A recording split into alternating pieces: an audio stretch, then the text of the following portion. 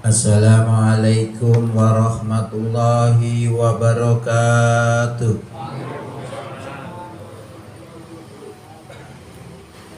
Alhamdulillah. Alhamdulillahilladzi arsala rasulahu bil huda wa dinil haq liyudhhirahu 'ala dini kullih walau karihal musyrikun. Asyhadu an la ilaha illallah wahdahu la syarikalah wa asyhadu anna Muhammadan abduhu wa rasuluh la nabiyya ba'da. Allahumma sholli wa sallim wa barik ala Muhammad wa ala alihi wa sahbihi wa sallim ajma'in, nama ba'du. Hadirin bapak-bapak yang kami hormati, syukur alhamdulillah di sore hari ini kita bisa hadir untuk mengikuti kajian yang sudah di setting oleh panitia setiap Kamis, tapi ini dirubah pada hari Jumat ya. Ahad berubah lagi jadi Jumat, tuh luar biasa. Tuan rumah nih nanti malam berangkat. Ini sambil menunggu waktu berbuka kita adakan kajian-kajian al-Islam. Mudah-mudahan dengan kajian ini nanti akan menambah wawasan keislaman kita, juga bisa menambah wawasan, bisa menambah mantapnya keimanan kita. Mudah-mudahan kehadiran kita di sore hari ini diterima sebagai amal soleh di sisi Allah Subhanahu wa Ta'ala. Hadirin Bapak Ibu yang kami hormati, Ibu ini enggak ya?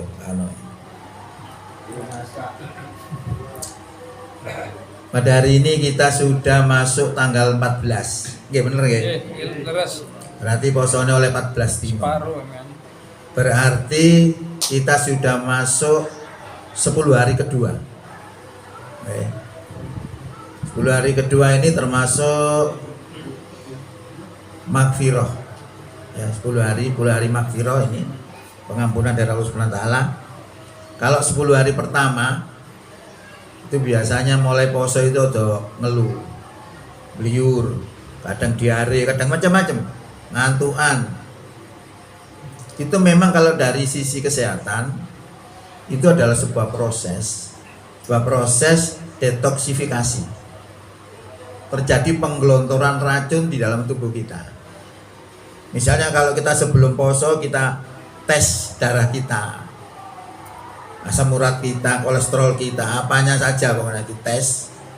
Kemudian 10 hari selanjutnya setelah ini dites lagi, pasti turun drastis.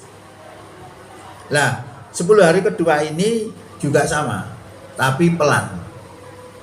10 hari ketiga, insya Allah normal kembali, sehat kembali kita. Ya, karena poso itu kan makannya mesti kurang. Misalnya aja kadang-kadang kalau puasa itu ya jarang buka nasi itu jarang, kadang males. Nah itu juga akhirnya juga mengurangi kolesterol itu sebenarnya. Ya. Nah mulai 10 hari kedua ini masih satu enteng, beda dengan 10 hari pertama. Itu kira-kira puasa ditinjau dari sisi kesehatan. Tapi puasa ditinjau dari sisi syariah itu adalah sebuah proses untuk mencetak kita menjadi manusia yang sesungguhnya, manusia yang tauhid, manusia yang fitrah. Manusia yang tauhid dan manusia yang fitrah itu adalah orang takwa, sesuai dengan apa yang difirmankan oleh Allah dalam Quran. Ya ayyuhalladzina amanu, wahai orang beriman, kutiba alaikumusiyam, diwajibkan atas kamu berpuasa, kama kutiba alal ladzina min qablikum, sebagaimana diwajibkan terhadap orang-orang terdahulu sebelum kamu, la'allakum tattaqun, agar kamu menjadi takwa. Jadi ini endingnya poso itu. Kalau memang seperti itu, berarti itu sebuah kasih sayang Allah kepada kita untuk mengembalikan kita supaya menjadi orang takwa. Kalau orang takwa itu akan diberikan surga itu nanti. Ya dalam Quran itu banyak sekali yang disebutkan akan mendapatkan surga itu orang iman, amal soleh ataupun takwa. Wasari'u ila magfiratin min rabbikum wa jannatin arduhas samawati wal ardu uiddat lil muttaqin. Bersegeralah kamu kepada ampunan dari Tuhanmu dan bersegeralah kamu kepada surga yang luasnya surga itu seluas langit dan bumi yang disediakan untuk orang yang takwa. Nah ini kita disuruh segera, disuruh cepet-cepet karena memang umur kita itu pendek. Kalau diukur dengan ukuran di dalam Quran itu, satu hari di akhirat setara dengan 1000 tahun di dunia. Mimma ta'udun. Mimma ta'udun itu dari apa yang biasa kamu hitung. Dari menurut hitungan kita itu 1000 tahun. Tapi ada keterangan lain yang mengatakan bahwa satu hari di akhirat setara dengan 50.000 tahun. Oh ini tambah bingung ya. Oh gak kodoh ini. Nah ternyata itu ada belakangnya tadi mimma ta'udun. Berarti kita hitungan kita itu dengan hitungan yang biasa kita pakai hitungan. Tapi yang di 50 tahun tadi tidak seperti itu. 50 tahun itu berada di surat Al-Ma'arij, tempat yang tertinggi. Jadi semacam ada satu tempat, siapa masuk di dalamnya itu kecepatannya setara dengan satu hari sama dengan 50.000 tahun. Ya, jadi sebenarnya tidak bertentangan, cuma penjelasannya aja yang perlu untuk diperjelaskan. Hadirin rahimakumullah. Itulah gambaran dari Al-Quran bahwa yang masuk surga itu nanti adalah orang-orang yang beriman takwa. Nah terkait dengan kita dikembalikan oleh Allah kepada jati diri kita sendiri, bisa kita lihat di dalam Quran surat 30 ayat 30. Fa'akim wajhaka lid-dini hanifah. Maka hadapkanlah wajahmu ke arah agama secara lurus. Fitratallahi lati fatarana alaiha, itulah fitrah Allah yang Allah telah ciptakan manusia atas fitrah itu. La tabdila li khalqillah, tidak ada perubahan terhadap fitrah Allah. Zalikat dinul qayyim, itulah agama yang lurus. Walakinna aksaron nasi la ya'lamun, tetapi kebanyakan manusia tidak mengetahuinya. Ini aslinya manusia, fitrahnya manusia yaitu fitrah itu adalah sifat dasar. Jadi sifat dasarnya manusia itu makhluk yang beragama dengan lurus. Lah yang bisa seperti itu adalah takwa. Orang takwa, maka sebenarnya itu identik dengan ketakwaan itu sendiri. Bahkan manusia itu sebenarnya sebelum lahir sudah bertauhid. Ajaran agama itu yang diajarkan yaitu pokoknya jangan syirik. Syirik itu lawannya tauhid.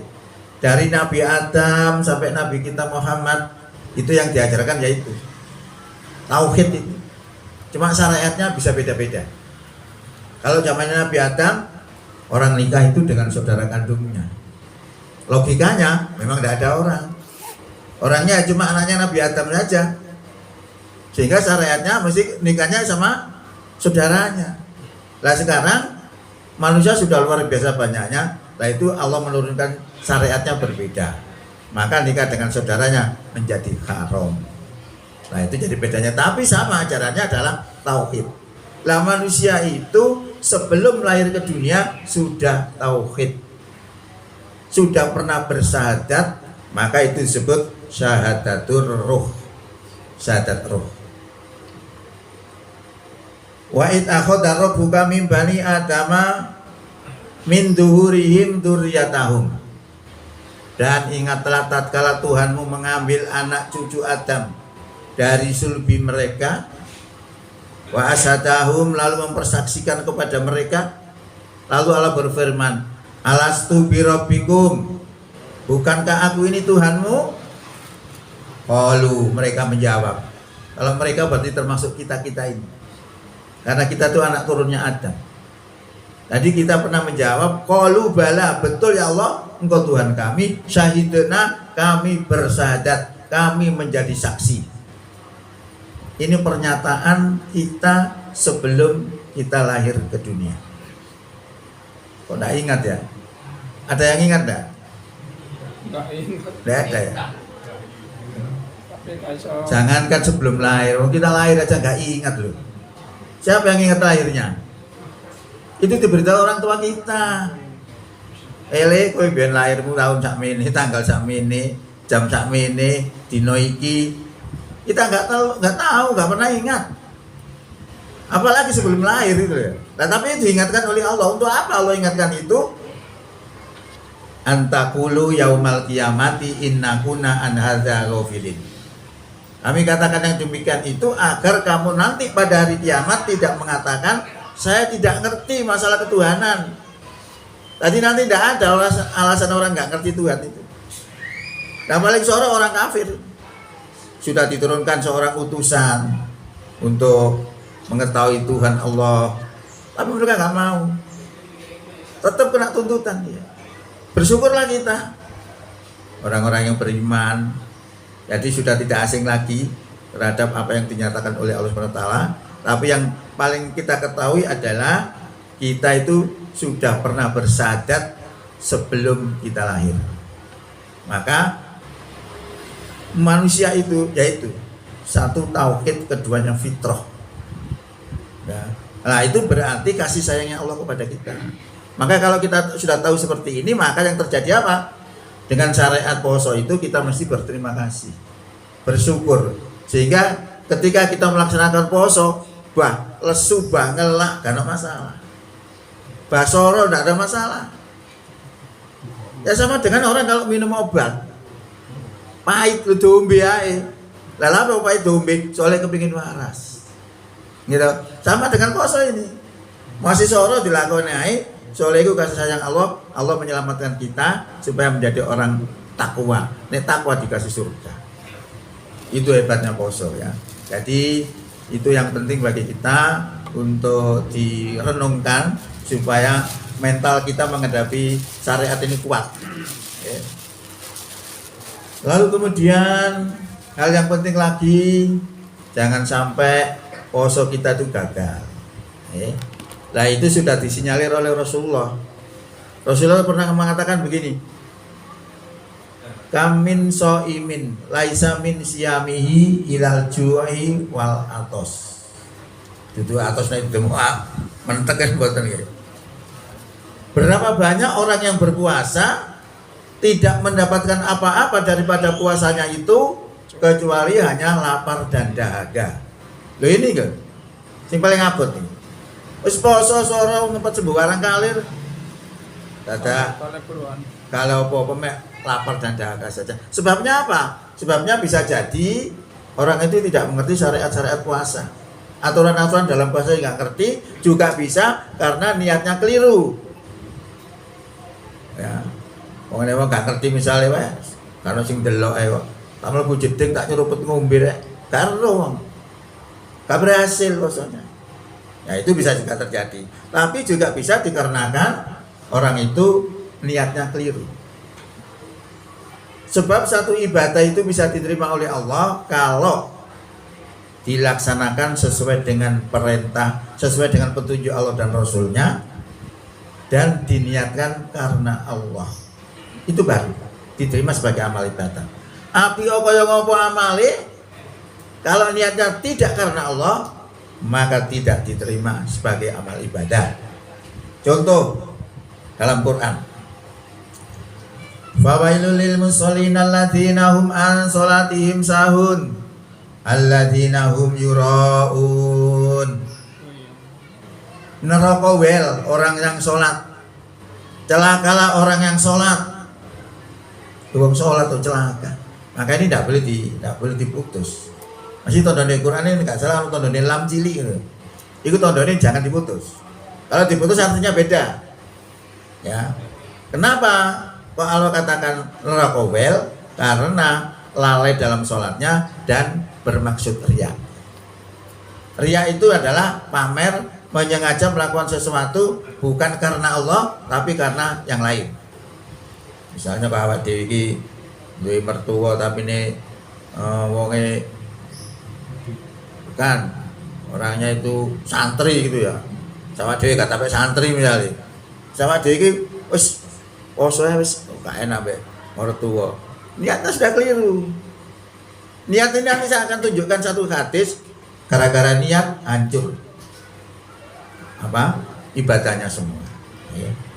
Nah seperti itu adalah termasuk kategori riya. Lah saya sampaikan sebuah hadis, satu pekerjaan bisa dikerjakan oleh macam-macam niat.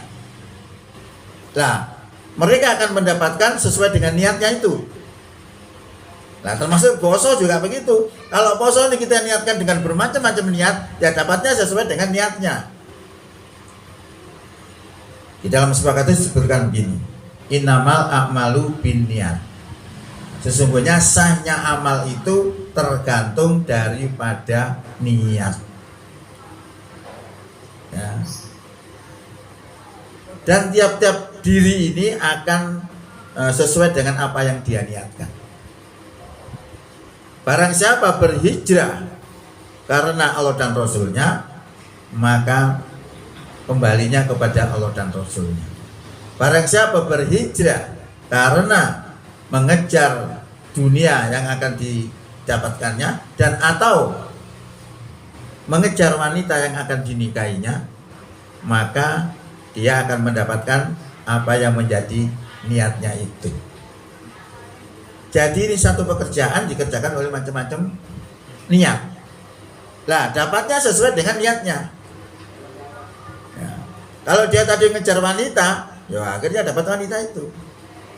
Mungkin wanita ini orang beriman dia sehingga dia ikut hijrah. Tapi si lanangnya gak tapek itu ya.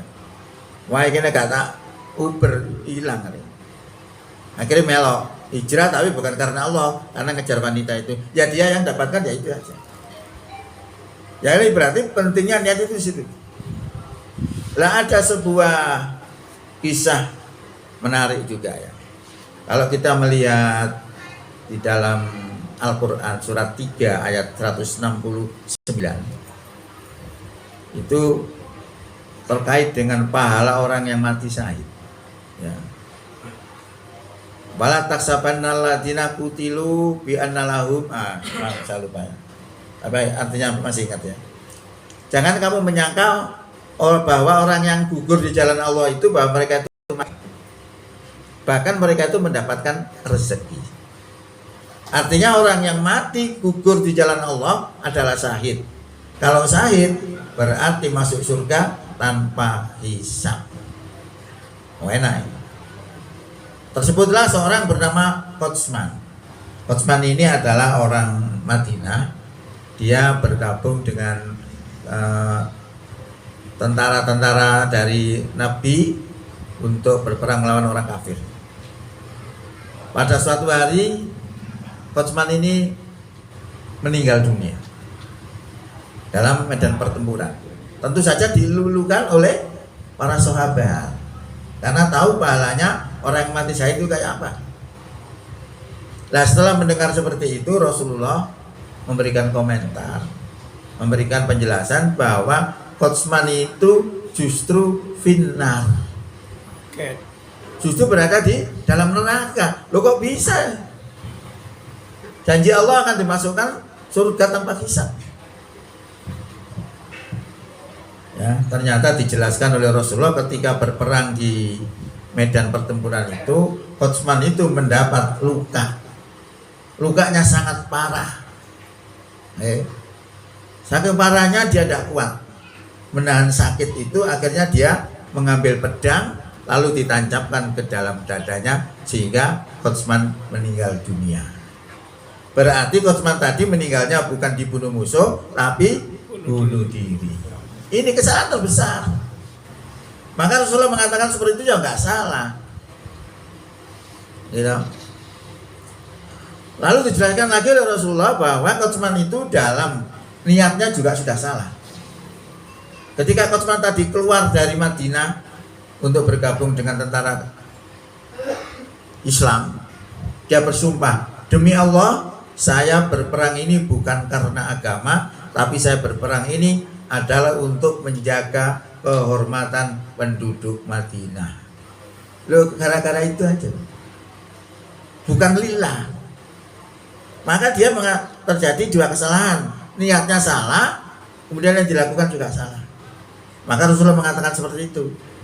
Lah ini maka betapa pentingnya masalah niat itu jangan diremehkan. Lah kalau sekarang ini misalnya kok selama ini saya nggak seperti lillah ya, kita dandani sekarang supaya tidak terlambat. Ya, mudah-mudahan Allah mengampuni. Itu ditoto kembali niatan-niatan kita supaya betul-betul niatan kita adalah lillah. Ya. Jadi ini sebagai gambaran saja terkait dengan Ramadan. Bahwa Ramadan itu dari sisi syariat luar biasa, karena bulan-bulan itu adalah bulan yang matikalkan pahala-pahala itu, termasuk kalau kita itu melakukan amal wajib di bulan Ramadan itu setara dengan 70 kali kalau dilakukan di luar bulan Ramadan. Siapa yang memberi makan di waktu orang berbuka puasa oleh akeh, ya, diampuni dosanya. Dan dia akan mendapatkan pahalanya orang yang berpuasa tadi, tidak mengurangi pahalanya sedikit pun. Luar biasa. Makanya orang itu yang ngerti momen, panjenengan tahu di masjid-masjid akeh panganan, ngerti soalnya, ngerti waktu, ngerti momen. Nah itu bulan puasa. Makanya kita itu sebenarnya harus berterima kasih dengan bulan puasa ini yang diturunkan oleh Allah untuk kita, untuk kebaikan kita, dan itu merupakan kasih sayang Allah kepada kita semua. Para hadirin yang kami hormati, sekarang saya pindah ke lakon yang lain. Tadi sudah ngomong masalah poso, sekarang ngomong masalah nuzulul Quran, karena di dalam bulan 10 hari kedua ini ada nuzulul Quran, khususnya tanggal 17, berarti kurang 3 dino, kurang 6 dino. Sore sudah masuk itu ya. Saya sendiri dapat undangan itu untuk wali kota itu juga mengatakan nuzulul Quran. Nuzulul Quran itu adalah turunnya Quran.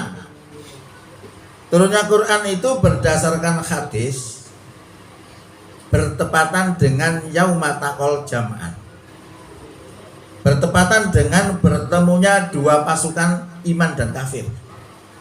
Itu pas tanggal 17. Ya. Tapi kalau kita melihat Quran itu beda. Ya. Qurannya tidak mengatakan tanggal 17, tapi mengatakan di malam Qadar. Malam Qadar itu adalah di atas tanggal 20. Inna anzalnahu fi lailatul qadar. Sesungguhnya kami turunkan Quran itu pada malam Qadar. Ini ada perbedaan, saya belum menemukan itu. Kenapa jadi beda? Nah, tapi yang jelas Quran itu diturunkan di bulan suci Ramadan.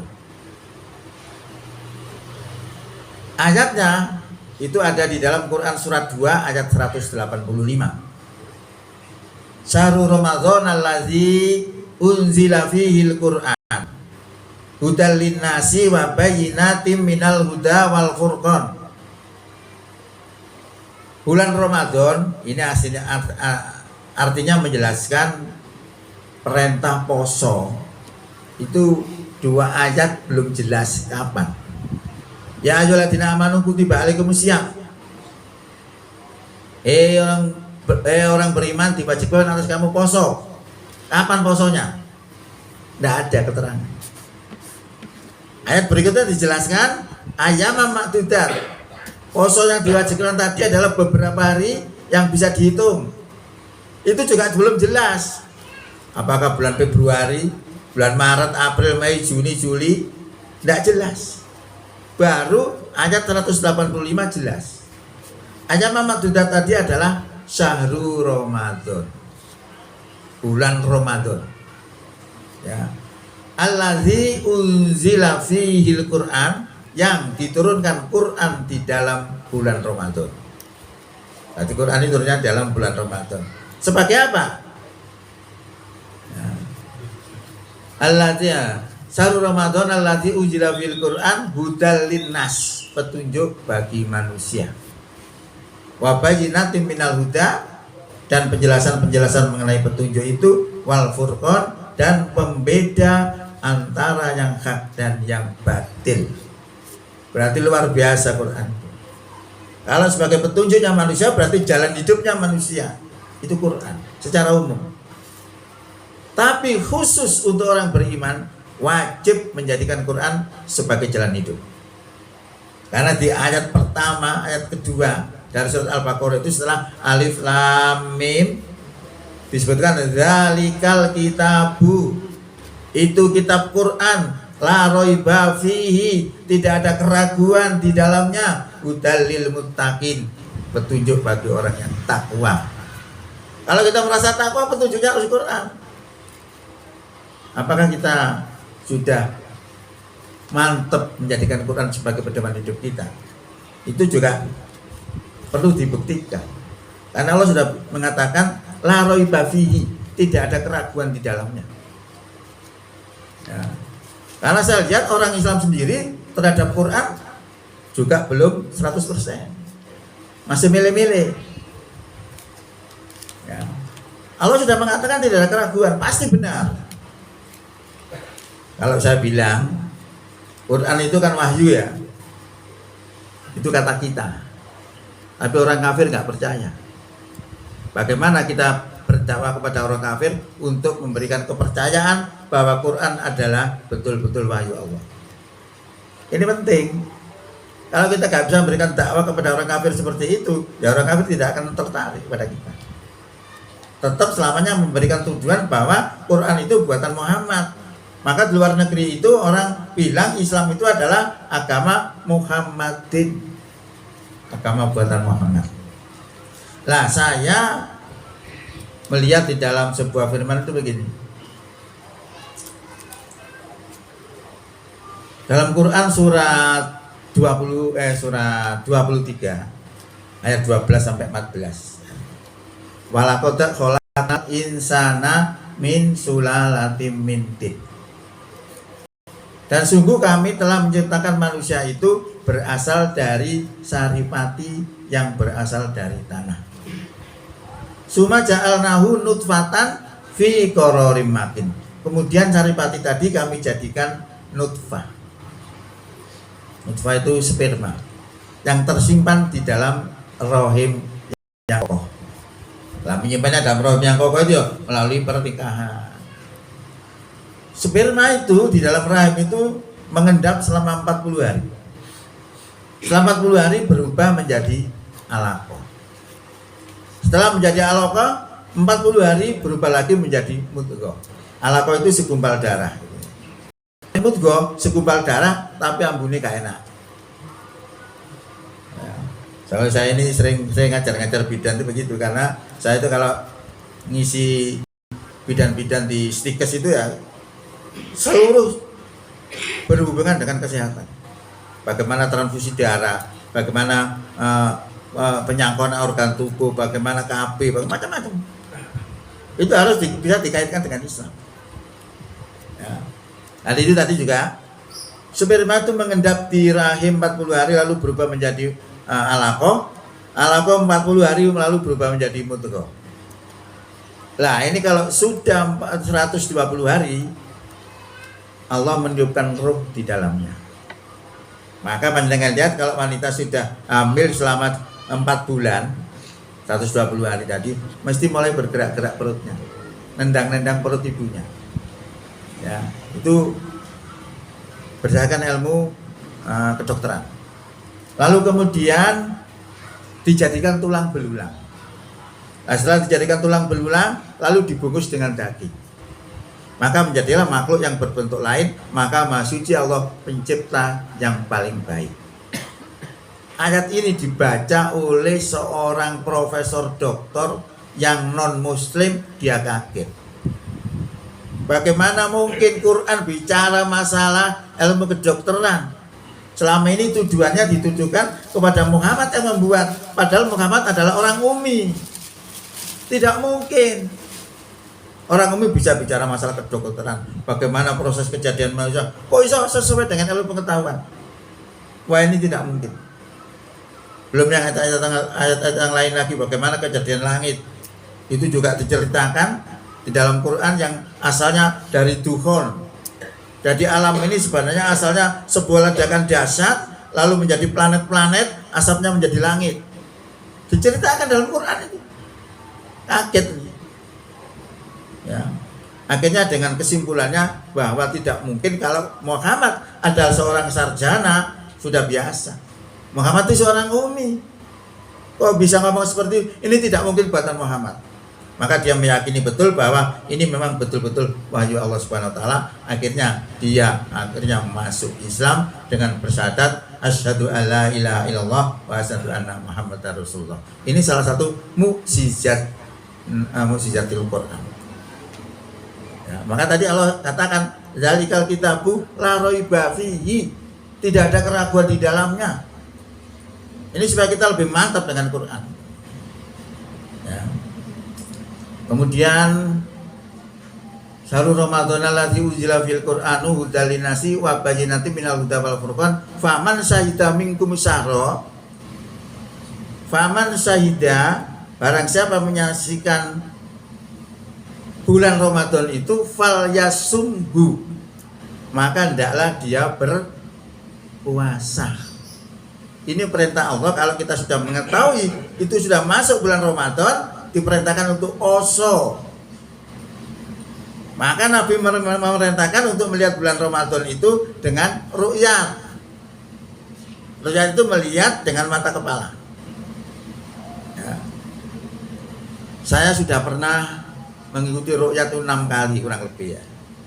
Mewakili Muhammadiyah karena undangannya depan. Saya sudah pernah ke Gresik untuk melihat bulan itu, pernah ke Surabaya. Itu melihatnya itu dia melihat dengan mata ini enggak pakai teropong. Kira-kira bulan itu sebelah di itu juga dihitung. Hitung pakai kisah. Oh sebelah kono. Nah sebelah kono kita delok kono gak kira ketok. Dihitung bulan itu posisinya sebelah sana. Dilihat. Lalu ditampilkan ke layar lebar.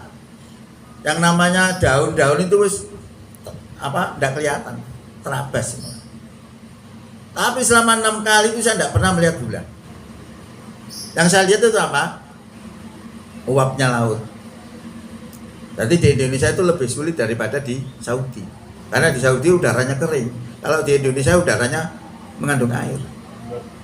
Jadi kalau kita lihat yang keluar putih, uapnya laut. Enggak kelihatan apalagi mendung. Tapi walaupun mendung, Rasulullah juga memberikan solusi. Nek kapan ini bulan yang terhalang oleh mendung atau apapun, maka Sa'ban itu kau jangkep no 30 dino. Tapi masalahnya ru'yat itu banyak mengandung masalah. Ada sebabnya. Sebabnya perintah Rasulullah itu tadi mengandung ilan. Mengandung ilan itu mengandung sebab. Sebabnya apa? Sebabnya karena orang Arab itu tidak bisa hisab. Ini kita ketahui dari ucapan Nabi sendiri, inna nahnu umatun umiyatun, sesungguhnya kami ini umat yang umi, la naktubu wala nahsibu. Kami tidak bisa menghitung dan tidak bisa hisab. Maka diperintahkan ru'yat. Nah, tapi setelah diadakan ru'yat jadi masalah. Karena umat Islam sekarang sudah ada di seluruh dunia. Kalau dulu zamannya Nabi, orang Islam di Indonesia belum ada. Umumnya di sana itu kelihatan bulan, sini belum, tidak ada masalah. Tapi sekarang jadi masalah. Masalahnya nanti kalau ketika misalnya tanggal 9 Dzulhijjah. Tanggal 9 Dzulhijjah itu puncak haji. Di sana orang yang haji wukuf di Arafah tanggal 9, orang yang tidak ada di wukuf di sana disunahkan untuk poso. Nah kebetulan di Indonesia nggak sama dengan Arab Saudi, masalah. Di sini tanggal 8, di sana sudah 9. Di sana sudah wukuf, di sini belum poso. Di sana sudah buyar, kita baru poso. Masalah. Apalagi kalau sudah dikutub. Di sini muncul bulan, dikutub baru 1 minggu kemudian baru muncul. Apalagi sekarang ini poso ini cuma sak jam. Nanti mulai maghrib, mulai subuh sampai maghrib itu sekitar 4 jam. Enak. Jadi tidak mesti, kadang-kadang ada yang lebih dari 12 jam. Tergantung situasinya. Lah ini kan jadi masalah semua. Akhirnya Muhammadiyah ambil inisiatif untuk mengatasi problem itu dengan menggunakan teknis lain dari hadis kepada Quran. Yang dipakai oleh Muhammadiyah adalah Quran surat 10 ayat 5. Surat Yunus ayat 5.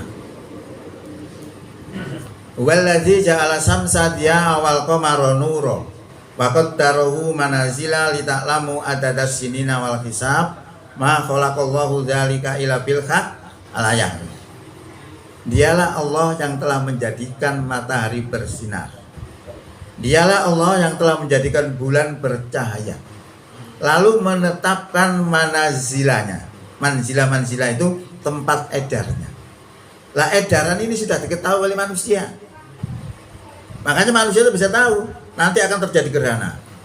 Tanggal sekian, bulan sekian, menit sekian. Ngerti, karena sudah ngerti manazilahnya tadi. Ya. Untuk apa Allah jadikan itu? Lita'lamu adadas sini namal hisab, supaya kamu bisa menghitung tahun dan bisa melakukan hisab. Loh, ternyata ini akhirnya dipakailah hisab itu yang namanya hisab wujudul hilal. Artinya kalau bulan itu sudah muncul di ufuk, baik itu kecil ataupun besar, itu berarti sudah ganti tanggal. Kalau tanggal 1 berarti sudah ganti bulan dan tanggal 1. Tidak ditetapkan berapa derajatnya.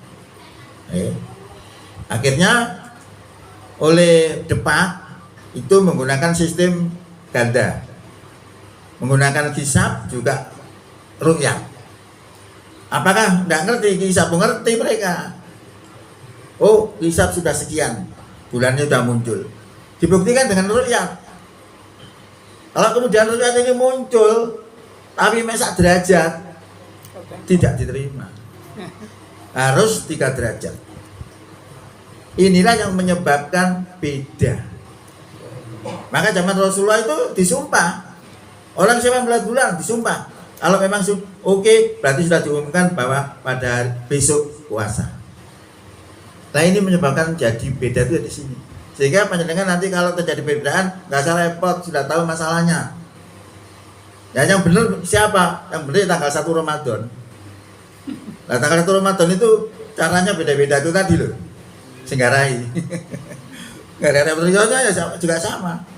Lah rionya kok beda sekarang? Hari raya di tanggalan Muhammadiyah itu ditetapkan tanggal 30 Maret. Makanya kemarin buat jadwal terawih itu ya ngukur tanggal 30 itu. Tahu-tahu ada edaran tanggal 31. Bingung ini orang. Ternyata informasi itu karena Muhammadiyah itu berusaha akan menjadikan tanggalan itu global. Tanggalan seluruh dunia itu sama. Dengan menggunakan metode bulan itu tadi. Sekarang yang dipakai kan metode matahari itu. Nah, itu akan membuat dari bulan itu seluruh dunia. Akhirnya diputuskan bahwa ketinggian itu harus 5 derajat. Supaya sama. Lalu kita dengan Saudi aja selisih petang jam. Dorong sini murine mana? Tambah akeh. Maka diputuskan 5 derajat. Maka ada keputusan itu adalah tanggal 30 hari raya kalau pakai penanggalan global. Tetapi penanggalan global ini belum bisa dilaksanakan kecuali tahun depan. Maka dipakailah metode hisab wujudul hilal sebagaimana biasanya, penetapan yang jatuh pada tanggal 31. Nah nanti sing oleh jadwal traweh itu yang bisa berarti kurang 1 hari. Takmir. Ya supaya jatuh takmir dhewe lah gitu ya. Wis kurang 9 menit. Kurang 9 menit. Iya wis. Ya enggak apa-apa. Pengumuman kok atan. Ya enggak apa-apa. Kita tambah seneng. Kita belum pengumuman ya.